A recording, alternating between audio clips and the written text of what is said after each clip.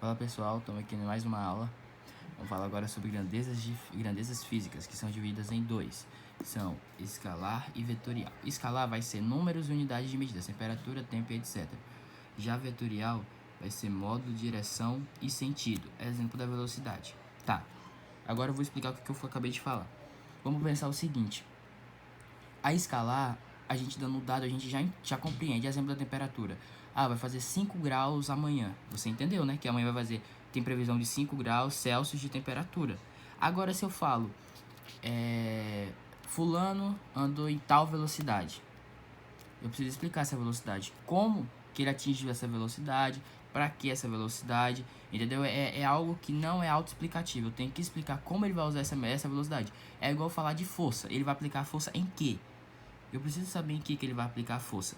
Então a gente tem um módulo que vai ser o resultado, o valor aplicado, a direção e sentido, que agora eu vou explicar o conceito de direção e sentido. Essas eu fiz dois exemplos aqui. Estão no mesmo sentido, estão na mesma direção, perdão. Por que estão na mesma direção? Porque a direção é isso, é horizontal, vertical, diagonal. Vocês percebem que tá horizontal e tá horizontal, ou seja, tá na mesma direção. Tá vertical, mesma direção. Se tá diagonal, mesma direção. Agora, a questão do sentido direita, esquerda, cima e baixo. Vocês percebem que eles estão na horizontal, mas uma seta vai para a esquerda e outra vai para a direita? Ou seja, eles estão na mesma direção em sentidos opostos, que é o caso daqui também. Vertical, sentidos opostos, cima, baixo. Tudo é relacionado ao deslocamento. Isso aqui é uma observação sobre o vetorial. Tudo que é relacionado a deslocamento vai ser vetorial. Velocidade, força, arrancada, tudo isso vai ser vetorial. Vamos lá, agora vamos partir para os cálculos. Primeiro vamos explicar esse conceito aqui da força resultante. Aqui a gente tem uma força A aplicando no objeto juntamente com a força B.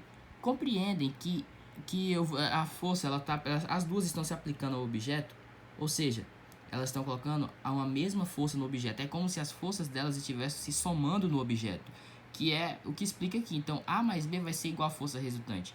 Quando duas forças aplicam sua força no objeto, elas vão somar. Pensa, faz sentido. Se eu e outra pessoa vamos aplicar uma força no objeto, teoricamente nossas forças vão se somar, se a gente aplica para a mesma direção. Que é o contrário daqui. Aqui são dois exemplos. Se eu estou empurrando e outra pessoa está empurrando do outro lado, quem tiver mais força vai sair ganhando. Ou seja, vai ser a força A menos uma força B. As forças, elas não vão se somar. Elas vão se subtrair, porque alguém que vai sair ganhando, alguém que é mais forte. Que é o mesmo caso quando elas estão se afastando, quando alguém está puxando para cá e outro para cá. Alguém vai sair ganhando, ou seja, vai ser a subtração dessa força por essa que vai dar uma força resultante, que vai ser o resultado de alguém que vai sair ganhando. Porque compreendem que eles não estão botando a força no objeto, cada um está puxando para um lado, cada um está botando a força para um lado. Ou seja, teoricamente, alguém vai estar ganhando por ter uma força maior. Vamos aos exercícios. Aqui a gente está de cara com uma reta e a gente precisa saber a força resultante dela. Vamos lá. Aqui se chama perpendicular. Essa reta ela está perpendicular a essa. Ou seja, não vamos mexer nela ainda. Vamos mexer nessas duas, no F1 e no F3. Vocês observam que o F1 puxa para a esquerda, o F3 puxa para a direita. Ou seja, cada um puxa para um lado. Eles não estão colocando a mesma força no objeto juntos. Cada um está puxando para um lado. Ou seja, vai ser subtração, correto?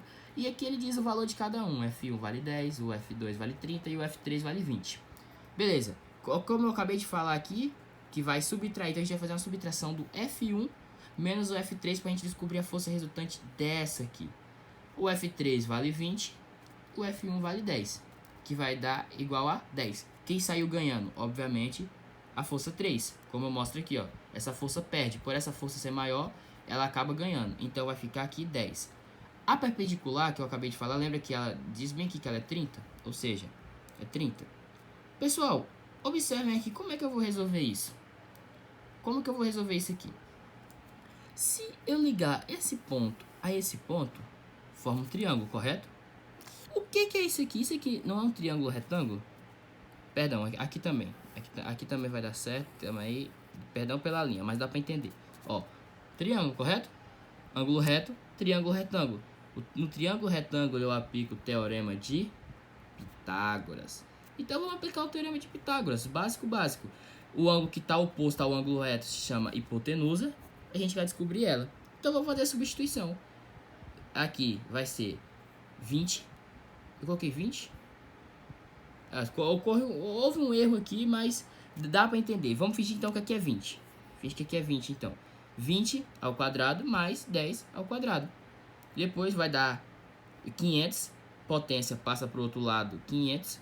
Vai dar raiz de 500, que dá aproximadamente 22,36 newtons. Então o resultado vai ser 22,36 newtons, que é a força resultante.